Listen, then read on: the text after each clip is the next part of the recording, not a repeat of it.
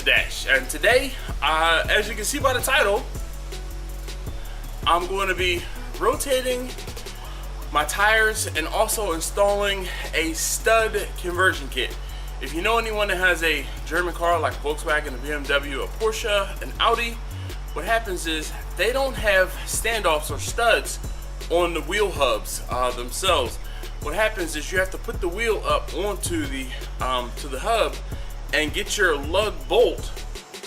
Is it a lug bolt? Yeah, your lug bolt into the to the wheel, and it's a pain to line up the holes exactly. So what I'm gonna do is convert it from not having studs to having studs, and going from a lug bolt to a lug nut with studs. So you know the routine. You saw me already get the wheels broken. If you're ever taking the wheel off of a car, the best thing I can always tell you to do is to use a breaker bar to get the lug started, so that in case you use like an impact gun, be it pneumatic or the battery operated ones that I'm going to be using today, those wheels will come off and you don't have to drop the car down after you already put it up on a jack and got it on a jack stand or already under it, and whatever the case may be. Time to get the car up on get the car jacked up in the air, and we'll go from there. I'll be back.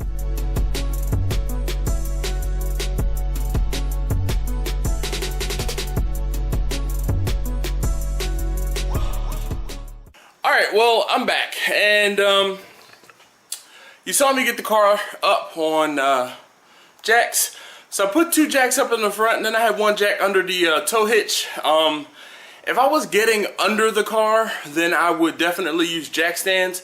But to save myself some time, especially since I'm filming this, I'm just going to go ahead and get the jack, all four wheels up in the air. Now I'm going to do a crisscross pattern. I'm going to take, so here's the wheel here, wheel here, wheel here, wheel here.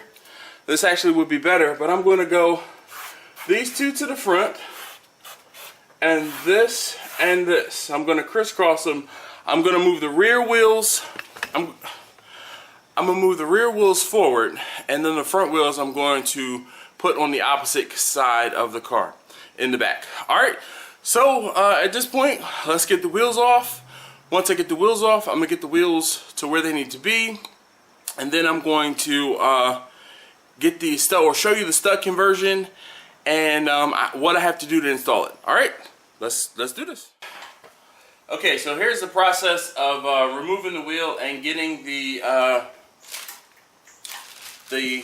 stud conversion kit installed. First thing, take the wheel off. As anybody by now should know, you remove a wheel from a car in the star pattern, and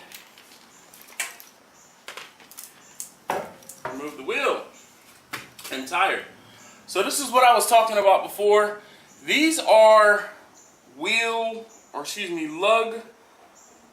bolts, okay? And when I move the tire out of the way, wheel and tire out of the way,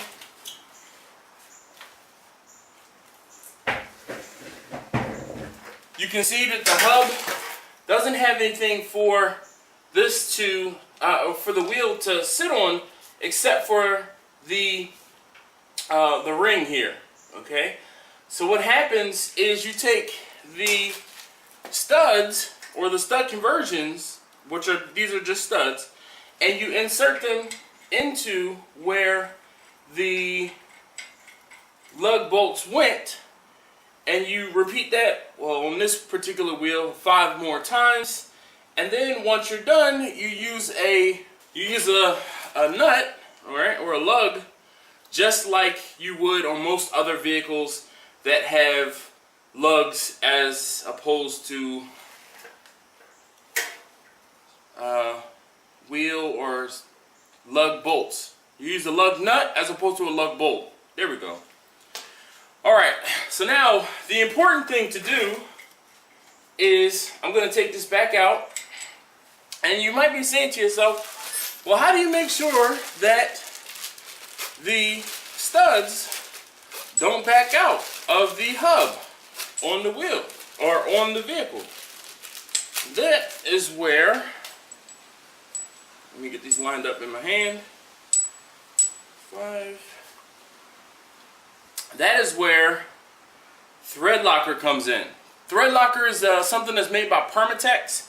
It will make sure that these studs don't back out from the hub. All right. So if anybody knows anybody at Permatex, hey, you know, sponsor me, Permatex. All right. So I'm just gonna take some of the Permatex and run a small little bit on each stud into the threads that are going into the hub. Obviously, I'm not going to put any of this on the studs that are, or excuse me, on the part of the stud that the lugs is going to attach to. Alright, now I'm going to get these started by hand till they stop.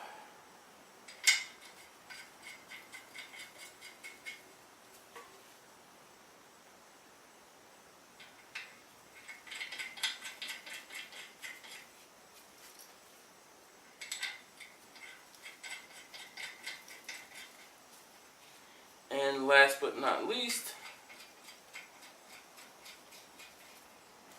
alright, so now, I highly recommend that you use hand tools. This particular stud has a 5mm insert, and I'm just going to get it to where it's snug.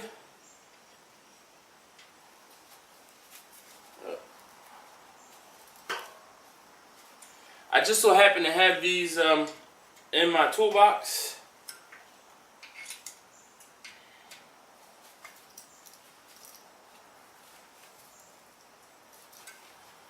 Obviously, you see this, the way that this handle is, it makes it pretty easy to turn those on. And then I'm going to go back with a regular, you know, Allen and make sure that they're tight. This way.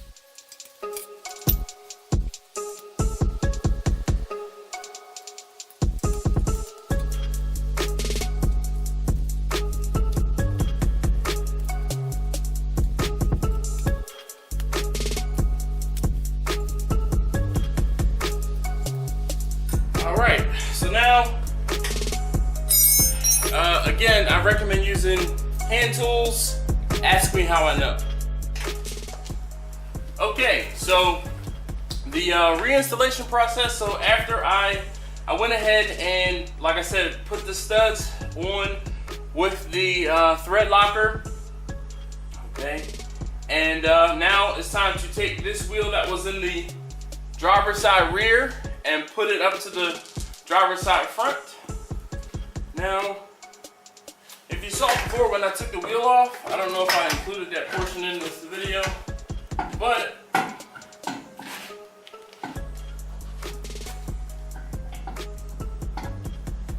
all you have to do is line the studs up, and the wheel goes on, boom, and now the wheel's supported.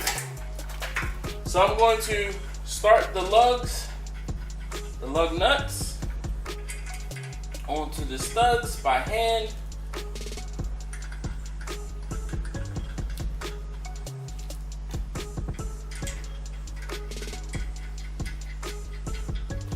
And the lugs I went with are conical. Okay, you see the cone?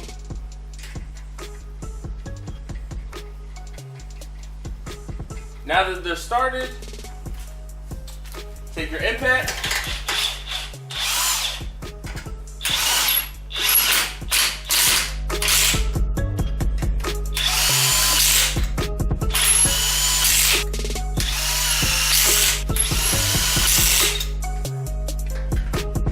That's it.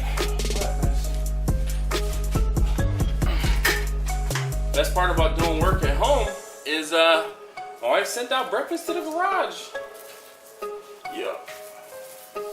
Okay, so the last step in doing this is to torque your lugs down. And despite the fact that I used the impact, I didn't impact the living daylights out of everything. And I'm torquing my lugs down to 90 foot-pounds.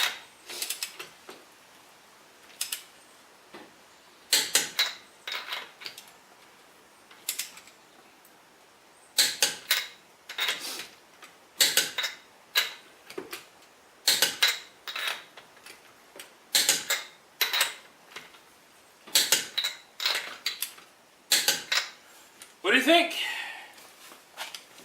Alright, so now at this point, what I'm going to do is I'm going to go ahead around the block, and I will retorque all of the bolts again once I go around the block, and then I'll probably retorque them again in about a day or two. So thanks again as always for watching. Hopefully I'm in frame.